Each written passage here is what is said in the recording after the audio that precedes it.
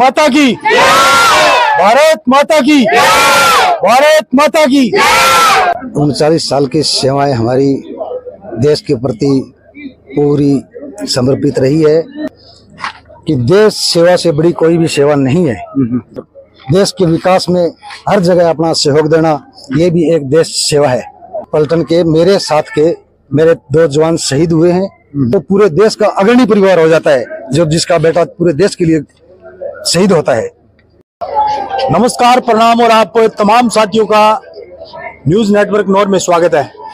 अभी मैं लल्लानाबाद चोपड़ा में हूं और लल्लाना के केशुराम जी सारण, जिनके पिताश्री का नाम रावताराम जी सारण है, और वो रिटायरमेंट होकर जो कितने सालों के बाद आप पहुंचे हैं रिटायरमेंट होकर, बताएं। 39 साल के बाद में। 39 साल के बाद। 39 साल की जो सेवाएं हैं वो किस प्रकार की रही है आपकी, बताएं। 39 साल की सेवाएं हमारी देश के प्रति पूरी समर्पित रही है और हमने देश की सीमा की सुरक्षा बहुत ही तन मन और दिल से किया है।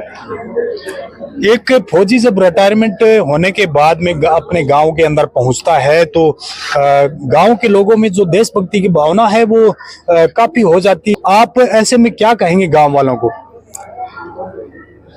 गांव वालों को, खास करके युवाओं को मैं यही कहना चाहूंगा कि देश सेवा से बड़ी कोई भी सेवा नहीं है और ज्यादा से ज्यादा देश सेवा के प्रति समर्पित रहना चाहिए। देश सेवा कोई फौज में भर्ती होने से देश सेवा नहीं होती है। फौज के अंदर तो लिमिट में एक 15 लाख 20 लाख सैनिक भर्ती होते हैं, लेकिन देश सेवा करने के और भी बहुत जरिए हैं। समाज में सुधार करना, शराब कुप्रथाओं को नष्ट करना और देश के विकास में हर जगह अपना सहयोग देना, ये भी एक देश सेवा है। वर्तमान में जो ऑपरेशन सिंदूर रहा है उसमें आपका कितना सहयोग रहा है, और जो वर्तमान की जो सरकार है उन्होंने कितनी सेना को छूट दे रखी है? वर्तमान जो ऑपरेशन सिंदूर हुआ था, जिस जगह मैं डिप्लॉयड हूँ, मेरी वाहिनी बटालियन तैनात है, खास करके सबसे जो जोर था वो वहीं से था। और इसके अंदर मेरी पलटन के मेरे साथ के मेरे 2 जवान शहीद हुए हैं और 8 जख्मी हुए हैं। तो मैं बॉर्डर सिक्योरिटी फोर्स में हूँ, बीएसएफ में।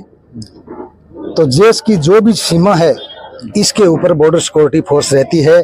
अपने गांवों के अंदर बीएसएफ के बारे में बहुत कम लोग जानते हैं। कोई भी कार्रवाई होती है तो आपके मीडिया चैनल के द्वारा भी ये बताया जाता है कि यह सेना ने कार्रवाई किया, सेना ने कार्रवाई किया, जबकि वो कार्रवाई बीएसएफ करती है। मीडिया को भी तकरीबन ये पता नहीं है कि बीएसएफ एक आर्मी, नेवी और एयरफोर्स अलग है। बिल्कुल, तीनों सेनाओं की। हाँ, वो अलग है। और बीएसएफ एक first line of defence India का अलग है। जो आर्मी का तो जब काम पड़ता है, जो कोई युद्ध शुरू होता है, बीएसएफ एक ऐसी फोर्स है 24 घंटे लड़ाई में रहती है, हमेशा बॉर्डर पर 4 आवर्स दुश्मन के सामने रहती है। कभी भी कोई भी वारदात हो सकती है। ऑपरेशन सिंदूर के बाद में बीएसएफ के बारे में लोगों को जागृति हुई है। आर्मी के माननीय सेना अध्यक्ष महोदय ने भी माना है कि हमारी बीएसएफ ने बॉर्डर के ऊपर बहुत ही जबरदस्त लड़ाई लड़ा है। अपने माननीय प्रधानमंत्री महोदय ने भी इस बात का हर जगह बखान किया है और माननीय केंद्रीय गृह मंत्री ने भी माना है। और ये लड़ाई इतने तक हमारी बीएसएफ ने ही पाकिस्तान को सल्टाया है। आर्मी की जरूरत ही नहीं पड़ी। आर्मी शुरू होती तो पाकिस्तान के इस्लामाबाद तक पहुंच जाते आराम से, तो वहां से पहले ही उनका काम कर दिया बीएसएफ। अभी मैं आपसे कड़ा सवाल करूंगा कि आप सेवानिवृत्त होने के बाद में आए हैं और ग्रामीण काफी खुश है, परिवार काफी खुश है। अगर इसी प्रकार से हमारे इलाके में लगातार जो शहीद होते हैं और शहीद होने के बाद जो बॉडी घर में आती है, तो उसके बाद में जो दुख होता है गांव वालों को मान लो या परिवार वालों को मान लो, उसमें आपका क्या कहना है, क्या कहोगे आप? देखो, इंसान जो पैदा हुआ है उसको एक दिन जाना है। हम रोज देखते हैं कहीं एक्सीडेंट में 100 का डेथ होता है, कहीं 200 का डेथ होता है। ये ईश्वर ने जितना लिख के भेजा है उस बहाने से जाना है। तो देश के लिए समर्पित होके जाना इससे बड़े कोई गर्व की बात नहीं है। एक्सीडेंट में चला गया उसका कौन मालिक है, और जो शहीद होके गए है उसका पूरा देश मालिक है। तो इस देश के लिए शहीद होना बहुत बड़े गर्व की बात है। तो इसके लिए मैं यही कहना चाहता हूँ, ऐसा मौका किसी को मिलता है तो पीछे नहीं हटना है, और देश के लिए जहाँ शहीद होने का मौका मिलता है तो शहीद हंसते हंसते शहीद हो जाना है। बिल्कुल गर्व की बात है, और दुख भी होता है परिवार को भी और गांव वालों को भी। नहीं, दुख तो देखो हमारा आम इंसान भी मरता है तब क्या हमारे को दुख नहीं होता है? दुख तो इंसान जाएगा तब होगा ही होगा, लेकिन जाना तो एक दिन सबको है। लेकिन एक देश की सीमा के ऊपर और पूरे देश के लिए, जिसकी वजह से पूरा देश चैन से सो रहा है, और 140 करोड़ जनता के लिए अपने कुर्बानी दे रहा है, तो उस परिवार के लिए उससे बड़े गर्व की बात और क्या हो सकती है? वो एक परिवार है, वो पूरे देश का अग्रणी परिवार हो जाता है, जो जिसका बेटा पूरे देश के लिए शहीद होता है। अभी जो पाकिस्तान है वो तलमला रहा है लगातार, उसके लिए आप क्या कहेंगे? पाकिस्तान के पास देखो, ये तो बहुत ऊंचे लेवल की बात है कि पाकिस्तान तलमला रहा है, वो कर रहा है, लेकिन हकीकत यही है कि पाकिस्तान के नहीं, पास आप हिंदुस्तान के फौजी हो और फौजी जो लगातार है वो बॉर्डर पर तैनात रहते हैं, तो पाकिस्तान की तो बात ऊंचे लेवल की नहीं है आपके लिए ज्यादा। हमारे लिए बिल्कुल ही पाकिस्तान लेवल की बात ऊंची नहीं है।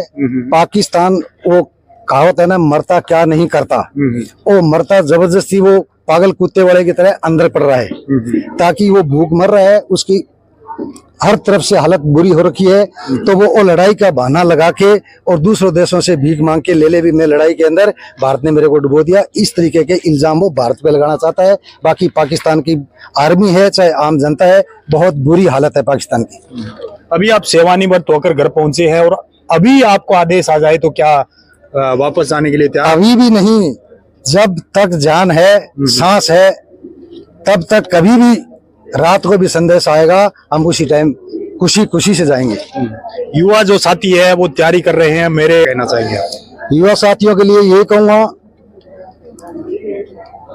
अपना जो समाज के अंदर आज खूबी है, नशा, और इनसे दूर रहें। ये गुंडागर्दी का माहौल समाज में बन रहा है, इनसे दूर रहें, खेल के प्रति जागृत रहें और अपना तैयारी करें। तैयारी करेंगे तो इसका ये फल नहीं है कि फौज में ही नौकरी मिले, तैयारी करने वाले को हर सेक्टर में नौकरी मिलेगी। और आज प्राइवेट सेक्टर में भी बगैर तैयारी के नहीं मिलता है, तैयारी कर रहे हैं उनको प्राइवेट सेक्टर में भी अच्छा जॉब मिल रहा है और अच्छा पैकेज मिल रहा है।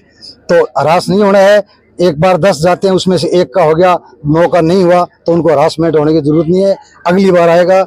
और हमारे देश के अंदर अभी ऐसा सिस्टम है, बिल्कुल निष्पक्ष भर्ती की जा रही है, कोई किसी तरीके से किसी का दबाव नहीं है, कोई रिश्वत नहीं है।